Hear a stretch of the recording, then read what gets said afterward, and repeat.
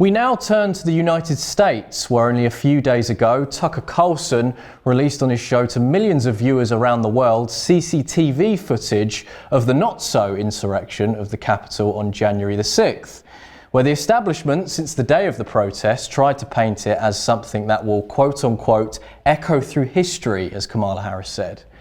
If you remember the first anniversary of the event, according to Harris in her speech, the occasion marks when American democracy came under assault, along with the attack on Pearl Harbor and even the terrorist attacks on 9/11. Even I, as someone who isn't even American, was disgusted by the comments. What's also shocking was the CCTV footage, who the media calls the QAnon shaman, real name Jacob Chancy, being escorted around the inside of the Capitol building. So let's play the clip. Dangerous conspiracy theorist dressed in outlandish costume who led the violent insurrection to overthrow American democracy. For these crimes, Chansley was sentenced to nearly 4 years in prison, far more time than many violent criminals now receive. What did Jacob Chansley do to receive this punishment? To this day, there is dispute over how Chansley got into the Capitol building. But according to our review of the internal surveillance video, it is very clear what happened once he got inside. Virtually every moment of his time inside the Capitol was caught on tape. The tapes show that Capitol Police never stopped Jacob Chansley. They helped him. They acted as his tour guides. Here's video of Chansley in the Senate chamber. Capitol Police officers take him to multiple entrances and even try to open locked doors for him. We counted at least 9 officers who were within touching distance of unarmed Jacob Chansley. Not one of them even tried to slow him down. Chansley understood that Capitol Police were his allies. Video shows him giving thanks for them in a prayer on the floor of the Senate. Watch. Thank you, Heavenly Father, for giving the inspiration needed to these police officers to allow us in this building. Contrast the reality of what Jacob Chansley did in the Capitol building on January. This gives us a completely different picture from what the legacy media paints, doesn't it?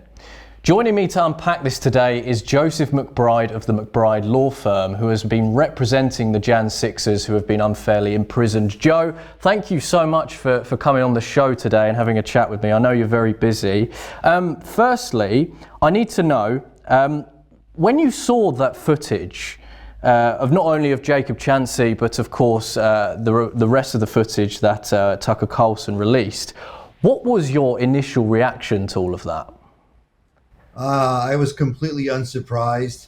The Department of Justice and the federal government at large has been acting materially dishonest since the inception of these January 6 cases. I thought that Tucker used the Jacob Chansley example as a good one. He had a call to make. Do I talk about multiple cases or do I focus on one? He focused on one, Jacob Chansley, a person who is now famous, a person who is now convicted, a person who did not have access to this footage before he took his plea. The plea has to be knowing and intelligent. He has to look at the information, look at the evidence against him and say, hey, I like my chances or I don't like my chances. He made a decision to plea out in ignorance, and that is not his fault. Because of that, his lawyers should appeal his case and they should argue this vociferously to have the case overturned. Absolutely. I know it sounds like a daft question. I think we've still got hours and hours and hours of footage to come from Tucker Carlson, but can this footage help yourself with the McBride Law Firm and the people that you're representing? Of course it can. Look, we've been asking to take a look at this video footage for a very long time now, and they've been hiding it from us, or in the times that they have given it to us, they have made us use third-party databases, obtain licenses, and it's worthy to note that the CCTV footage has been designated as highly sensitive by the federal government, meaning that even when my clients have access to it, I have to babysit them.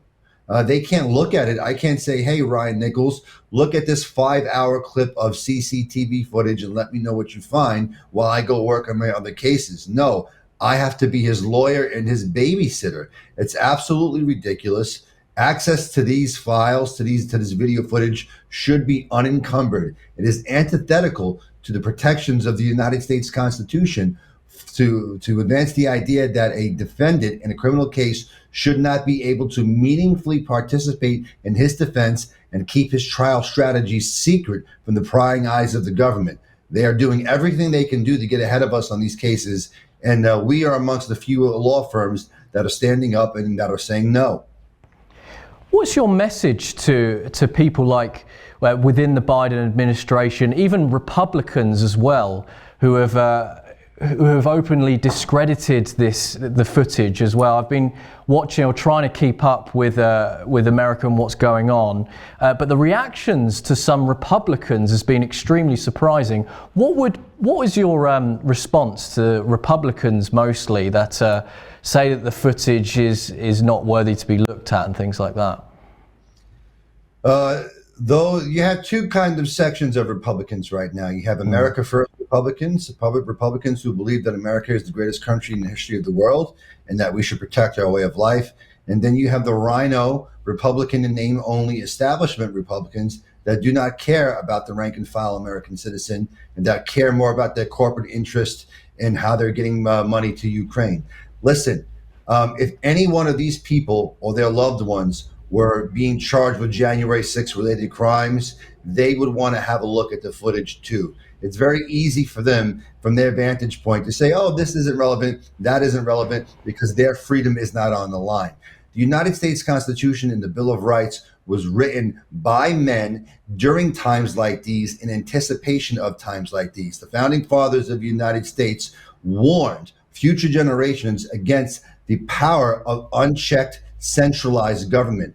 And that is what's going on now. We are dealing precisely with the kind of government our founders warned us about. The power rests with the people in the United States of America. So to tell you the truth, I don't give a damn about what these Republicans think, because they are on the wrong side of this issue. They are on the wrong side of history. History, God, and future generations of this country will judge them accordingly.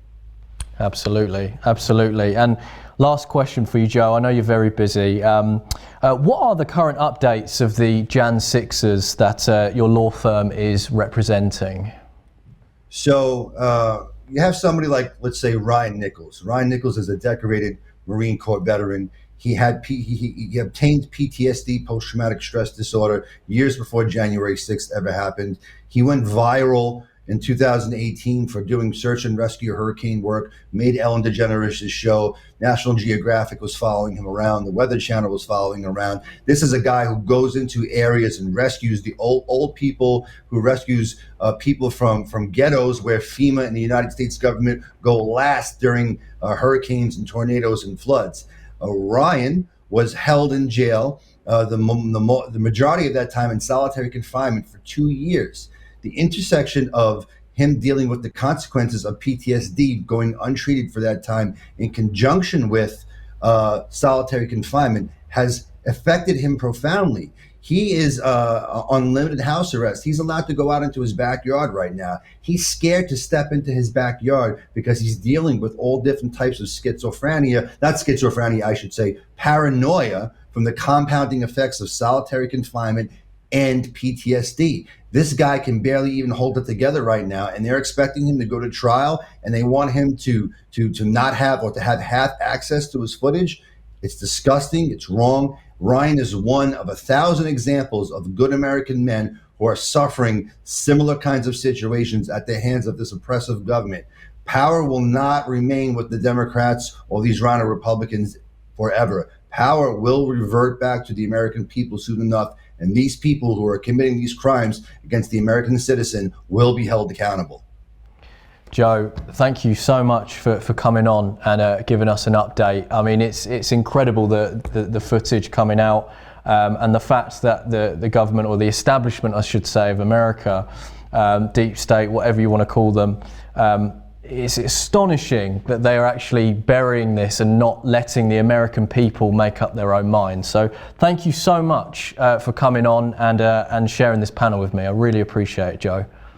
God bless you, brother. All the best to you. God bless you too, man. Thank you.